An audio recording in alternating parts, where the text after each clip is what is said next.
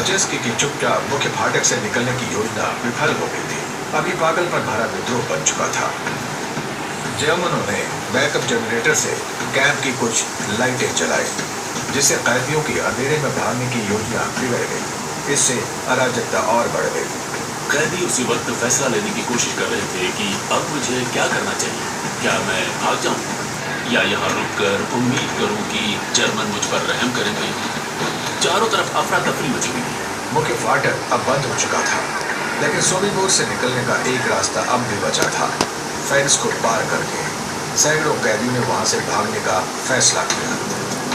Carpenters ने उस पर सीढ़ी लगाई। लोग बार पर चढ़ने लगे जब तक कि वो गिर नहीं गई। दूसरे जूस उसके ऊपर से भागे और माइनफील्ड पार कर गए। तभी माइनें फटने लगी। चारों तरफ लाशें और उनके टुकड़े बिखरे पड़े थे। जंगल की सीमा तक पहुंचने की कोशिश में फेंस और माइनफील्ड पार करने की ये दौड़ एक डरावने दृश्य में बदल गई। दर्जनों कैदियों को फ्रेंजल और गार्ड्स ने फेंस पार करने से पहले ही गोलियों से भून दिया और बाकी बचे कैदी ज्यादा दूर भी नहीं जा पाए। कई लोग माइनफील्ड में मारे गए, लेकिन इससे दूसरों के लिए रास्ता खुल गया। जोई फेंस में फंस गया था। फेंस में फंसने से युवा थॉमस ब्लैक की जान बच जाती है। तभी दूसरी तरफ बाकी कैदी आगे बढ़े और माइंस को सक्रिय कर दिया।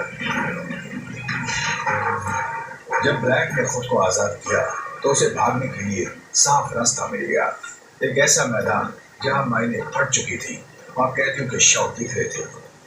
बचेस्की, फेल्डहिंडलर, एंगल और शुमाइसनर उस अराजकता के बीच से निकल जाते हैं। वो और उनके साथ लगभग 300 और कैदी जंगल में पहुंच जाते हैं। वो खुली हवा में सांस ले पाते हैं, पर कुछ ही पल के लिए। कुछ पलों की जीत के तुरंत बाद ऑर्गेनाइजेशन बिखर जाती है। बचेस्की, फेल्डहिंडलर, एंगल, शुमाइसनर और ब्लैक ने आखिरकार किसी न किसी तरह अपनी आज़ादी पा ली थी, लेकिन अधिकांश कैदी इतने खुशनसीब नहीं थे।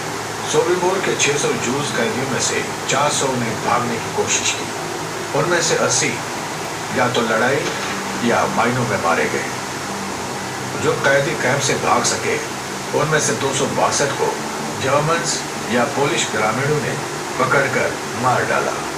उनमें से केवल 53 ही भागकर अपनी आज़ादी पा सके। जर्मन जानते थे कि कुछ कैदी भागने में सफल रहे थे, इसलिए उन्होंने मानवता के खिलाफ किए गए अपराधों के सबूतों को मिटाना शुरू कर दिया। दरअसल ये जर्मन ऑफिसर्स के लिए बहुत बड़ा झटका था कि ऐसा हुआ। उन्होंने सोबिबोर बंद करने का फैसला किया। उन्होंने वहाँ बाकी बचे जूस को मार दिया और ऑपरेशन बंद कर दिया। उन्होंने उस जगह को इस तरह खत्म किया जैसे वो जगह कहीं ठीक हो। जो भागने में सफल हो पाए उन्हीं के कारण जर्मन डेथ कैंप और वहां मारे गए जूस के बारे में दुनिया को पता चल सका। 50 लोग ही ऐसे थे जो वहां से भागने में सफल हुए और अपनी कहानी बताने के लिए जिंदा रह पाए। ये इस धारणा को गलत ठहराता है कि जूस ने कोई विरोध नहीं किया और अपनी मृत्यु की तरफ स्वेच्छा से चले गए। ये उनके साहस और प्रतिरोध का प्रदर्शन था। ये द्वितीय विश्व युद्ध का सबसे बड़ा भागने का प्रयास बन गया और इसलिए मैं इसको यूरोप में प्रतिरोध का चरम मानता हूँ। सोबिबोर से भागने की कहानी मीठी और कड़वी दोनों है। एक तरह से यह सफल भी रही, लेकिन दुखों से भरी हुई भी थी। जो वहां से बचने में सफल हुए उन्होंने सोबिबोर की भयानकता के बारे में दुनिया को बताया। उनके लिए उनका भागना ही प्रतिशोध था।